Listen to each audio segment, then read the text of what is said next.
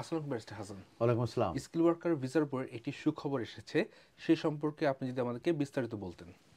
Skill ওয়ার্কারের উপরে যে শুভ সময়টা এসেছে সেটা হচ্ছে যে 82 জব ক্রিয়েট করা হবে এবং সেই যে জবগুলো সেগুলো মূলত টেম্পোরারি ওয়ার্কার ভিসার অধীনে আনা হবে এবং এই টেম্পোরারি ওয়ার্কার ভিসার অধীনে যেটা এটা হচ্ছে নতুন একটি স্কিমের আন্ডারে এটা আনা হবে এবং এই যে 82 জব যে ক্রিয়েট করা হবে এগুলো মূলত শর্টেজ যে লিস্ট আছে সেটাতে অ্যাড করা হবে। তো আমরা জানি যে 22 থেকে কিন্তু লেভেল 6-এর উপরে জব চলে গেছে।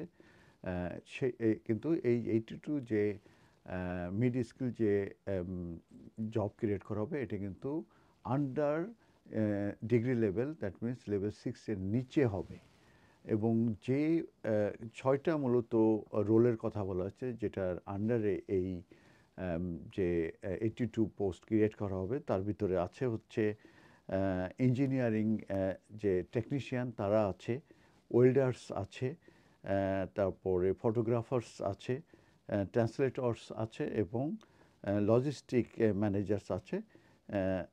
এবং এটি মূলত যে ব্রিটেনের যে ইন্ডাস্ট্রিয়াল স্ট্র্যাটেজি আছে সেইগুলোকে টার্গেট রেখে মূলত এটা করা হয়েছে। তবে এলিজিবলের ক্ষেত্রে যেটা বলা হয়েছে যে যখন কোনো এমপ্লয়ার এই ফরেন ওয়ার্কারদেরকে আনবে তাদের কিন্তু একটা প্ল্যান সাবমিট করতে হবে যেটাতে উল্লেখ থাকবে যে ডোমেস্টিক যে ওয়ার্কার আছে তাদেরকে তারা রিক্রুট কিংবা ট্রেনিং দিচ্ছে। এখানে আরেকটা জিনিস আমার বলে রাখা দরকার সেটা হচ্ছে যে এই ভিসাটা দেওয়া হবে 3 থেকে 5 বছরের জন্য। এটা টেম্পোরারি ভিসা আমি বলেছি, এটা পরে যে কিন্তু পার্মানেন্ট রেসিডেন্ট তাদেরকে দেওয়া হবে না এবং মিনিমাম যে ইংলিশ ল্যাঙ্গুয়েজ রিকোয়ারমেন্টস আছে সেটাই তাদের জন্য ইন্ট্রোডিউস হবে এবং এটা কিন্তু যে মাইগ্রেশন অ্যাডভাইজারি কমিটি আছে সেটা রিকমেন্ডেশন করেছে এবং আগামী বছর জুলাই 2026-এ এটা রিভিউ হবে, তারপরে এটা ফাইনালাইজ হয়ে এটা কিন্তু ইমপ্লিকেশন হবে। অতএব এই মুহূর্তে আমরা নিউজে পেয়েছি সেটাই আপনাদের সঙ্গে শেয়ার করলাম। পরবর্তীতে কোনো আপডেট হলে দেব।